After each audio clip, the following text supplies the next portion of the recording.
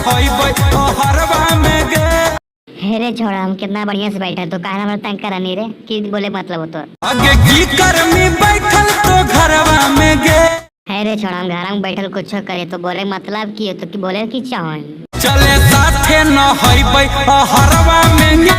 हे रे छोड़ा, जब तोरा साथे नहैबै तो हम घर में नहीं पिटेबे रे, ऐसे तो बोलो में बतिया चिकारो ही खारा किनारा में गे। हम कोची करवे कि नाम खा, हम ऐसी ये खड़ा होला तोरा की मतलब हो, हमरा डर लगे पानी में हेले, हम ऐसी खड़ा हिए। चले डुबकी लगैबै बीच धारा में गे।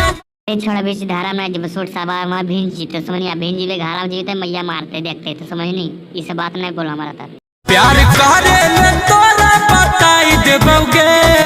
अरे छोड़ा, हमार उम्र की है रे प्यार वर, हमरा नहीं प्यार वर करना सीखना है, सब कोई अच्छा चीज है प्यार वर करे सीखे खातिर है। पनिया में तैरल सिखाई देबोगे। अरे नहीं रे नुनू, हमरा कोई दिक्कत ना है, हमरा पैरल नहीं सीखना है, तो ही सीख ले नुनू कुत्ता कमी।